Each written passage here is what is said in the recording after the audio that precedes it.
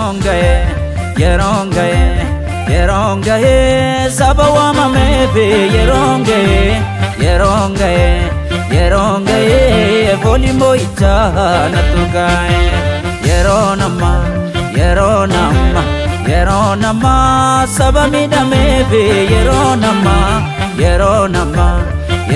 ammaa ijaarsi diinaa hin beekama. Shalom shalom nagaan waaqayyo isiniif haa baay'atu. Akkam jirtu nagaadha qulqulloonni gooftaa fagoo dhiyoo jirtanii hunduma keessaniif nagaan haa ta'u. Konferensii hafuuraa guddaa hagayya 25 hanga 29 roobii kana kaasee jechuudha hanga guyyaa gaafa sanbata dhufuutti konferensii ce'umsaa qopheessinee waan jirruudhaaf namoonni fagoo dhiyoo jirtan akka irratti argamtan kabajaan isin gaafadha. Qulqulloonni gooftaa guyyoota kanatti sagantaa eebbaa kanarratti ce'umsa kanarratti sagaleen lallabamu mata duree abaarsichi eebbatti siif geeddarameera mata duree jedhuun seera lakkoofsaa boqonnaa 22 lakkoofsa 11 hanga 38tti yeroo Balaaq Israa'eliin abaaruu bahetti waaqayyo sabicha waan eebbiseef abaaruu hin dandeenye arraba Balaamii waaqayyo fuudhee eebbatti geeddare jechuudha. Kanaaf guyyaa gaafa ji'a 12ffaa kana guyyaa gaafa 25 hanga 29tti abaarsichi eebbatti si geeddarameera mata duree jedhuun konferensii hafuuraa qopheessinee jirra. Iddoon argama keenya naannawaa Finfinnee magaalaa addaa Sabbata Furii ganda duwwaa 4 buufata baajaajii jechuudha kan irratti argamnee jirru. Buufata baajaajiitti argamnee jirra jechuudha. Waldaan keenya waldaa gargaarsa waaqayyoo TV abidda fuuraa kan jedhu Mo'aa TV irratti akkuma argaa turtanii sa'aatii tokko bitannee waan jirruuf sagantaan keenya guyyicha darbu Mo'aa TV irratti TV abidda fuuraa roobii sa'aatii 3 hanga sa'aatii 4 halkan jechuudha. Guyyoota kana irra deebii kamisa sa'aatii 6 hanga sa'aatii 7 walakkaatti kan darbu jechuudha. Ilaalaa kan turtan fagoo dhiyoodha. Sagantaa kanarratti akka argamtan jaalala waaqayyoo isin gaafanna. Waldaan keenya qixa kanaan argamte jechuudha. Jaboo irraa kan dhuftanii gara kanarra gaafa dhuftan jechuudha. Sabbataa gaafa deemtan harka mirgaa irratti argamna Wacacaa hoteelii biratti jechuudha.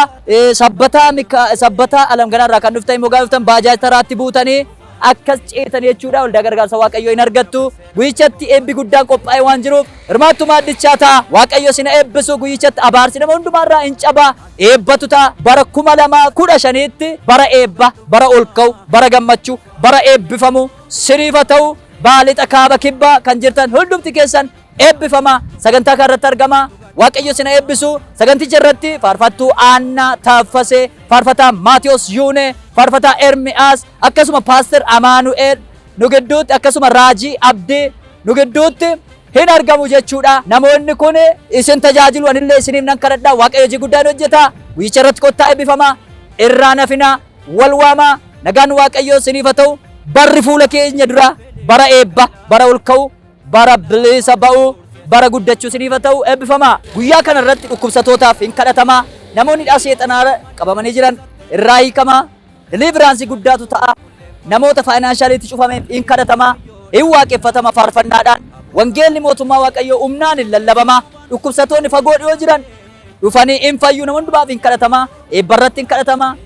Dhukkubsatootaaf hin kadhatama. Kottaa hirmaadhaa. Guyyichi guyyaa addaa nuuf ta'a. Guyyaa eebbifamaa nuu ta'a. Eebbifamnee bara 2015tti ceenaa eebbaan ce'a eebbifamaa. Waaqayyo sina eebbisu. Shalom. Ani obboleessi keessan Raajii Dassaaleny Baayyuu Camboosaa kanan jedhamu guyyicha irratti isin tajaajiluudhaan humnaaf hafuura waaqayyoon isin gidduu deddeebi'u waaqayyo waan hojjetu isin gidduun jira eebbifama. Shalom. Shalom. Yeroon ga'e saba waamameefi yeroon ga'e foolii moo'ichaa nattu ga'e yeroon